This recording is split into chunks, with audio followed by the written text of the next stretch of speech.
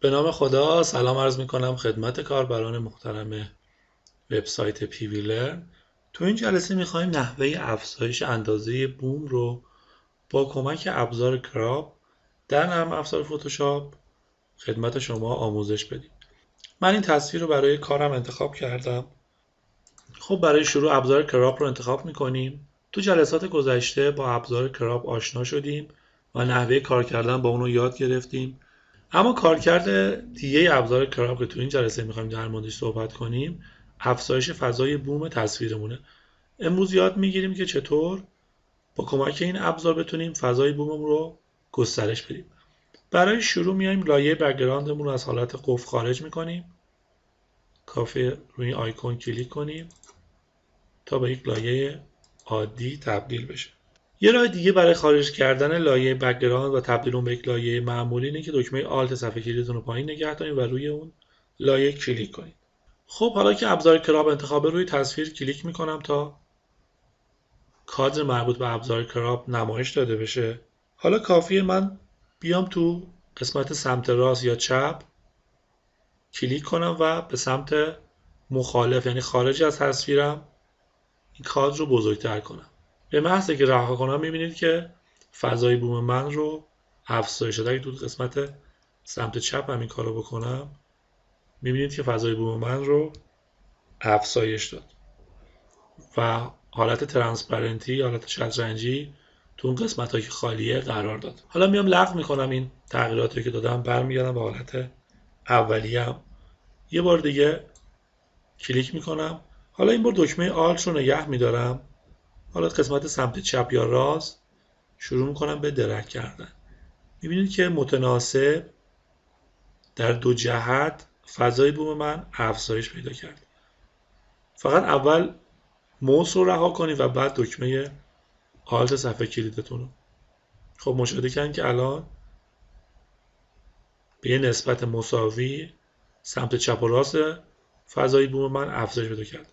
حالا اگه برگردم و آلت رو نگه دارم و این بار قسمت بالای تصویر این کار رو براش انجام بدم، این بار این افزایش فضای بوم به شکل متناسب هم بالای تصویر هم پایین تصویر من اعمال میشه.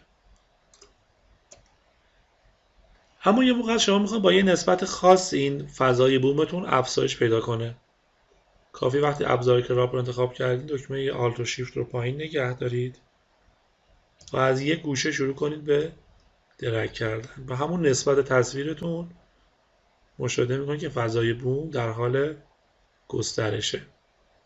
خب مثلا من تا این قسمت میارم و همونجور گفتم اول دکمه موزتون رو رها کنید و بعد دکمه های آلت و شیفت رو تا تثبیت بشه. خب مثلا من این فضا برام مناسب افزایش فضایی که میخوام بدم برای تصویر روی این گزینه کلیک میکنم تا تثبیت بشه. خب ما فضای بوممون گسترش دادیم اما این فضا همونجور که میبینید خالیه و هیچ رنگی داخل اون نیست و اصطلاحا حالت ترانسپرنتی داره. میایم یه لایه رنگی برای پوشوندن این قسمت انتخاب میکنیم. روی آیکون نیو فیل یا همون ادجاستمنت لیر کلیک میکنیم و سالید کالر رو انتخاب میکنیم. خب یه طیف رنگی من برای پس زمینم انتخاب میکنم. یه همچین رنگی روی اوکی کلیک میکنم. اما چون لایه کالر فیل من روی لایه اصلیم قرار گرفته نمیتونم تصویر اصلی رو ببینم. کافیه اینو درک کنم و بیارم پایین لایه اصلیم رها کنم. حالا میتونم بیام برای این لایه اصلیم از این قسمت لیر استایل ها یه درپ شادو انتخاب کنم، یه سایه بدم که حالت قاب پیدا کنه. روش کلیک میکنم تا پنجرهش باز شه. توی این قسمت لیر استایل اومدیم تو درپ شادو ریست تو دیفالت رو میزنم تا برگرده به تنظیمات پیشورزش. توی این قسمت ما معمولا میایم با تغییر زاویه و دیستنس یه سایه‌ای برای تصویرمون ایجاد میکنیم. اما یه راه خیلی ساده هم وجود داره که میتونیم به صورت دستی این سایه رو ایجاد کنیم.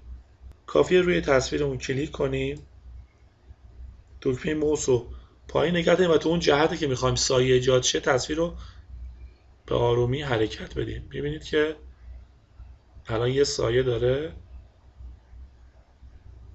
زیر تصویر من ایجاد میشه. اگه ببرم به سمت بالا به اون سمت میره. من به این تو این قسمت یه سایه بر تصویرم ایجاد میکنم. همونجور که مشاهده میکنید تو پنجره لی استایل با توجه به تغییراتی که من میدم مقدار زاویه و دیستنس در حال تغییره و مقادیرش عوض میشه. حالا من تو این فاصله مثلا سایه‌مو رو رها میکنم. حالا اگه خواستیم تغییرات بیشتری بدیم میتونیم بیایم دستی انجام بدیم. مثلا سایز رو یکم تغییر بدیم. هرچی سایز رو بیشتر کنیم سایه محو‌تر میشه و این مقدارش رو کم کنیم سایه‌مون پررنگ‌تر میشه. من سایز رو مثلا روی 5 میذارم. اپاسیتی هم میتونیم تغییر بدیم. هرچی بیشتر باشه سایه پررنگ‌تر میشه و کمتر باشه سایه میبینید که کمتر میشه. مثلا تو این نسبت قرارش میدم 55% قرارش میدم. سایزم حالا میتونم اپاسیتی زیاد کردم یکم تغییرش بدم که حالت محو پیدا کنه.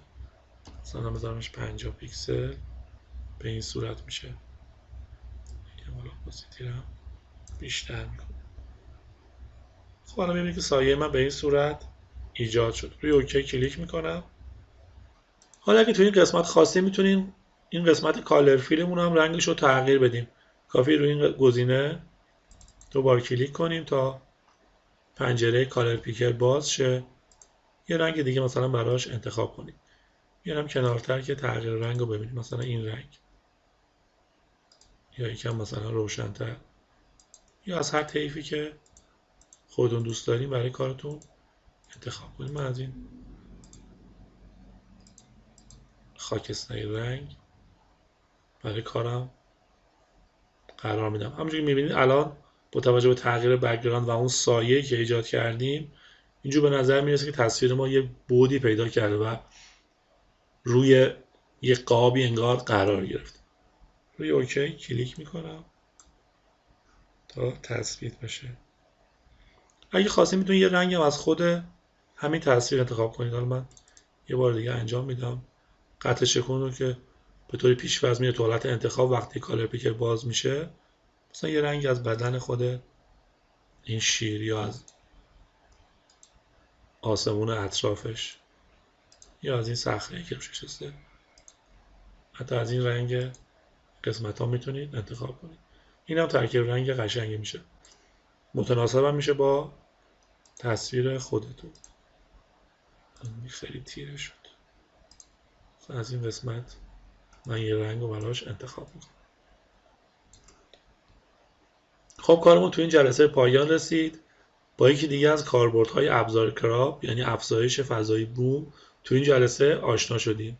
همه شما رو به خدای بزرگ میسپارم. شاد و سلامت باشید.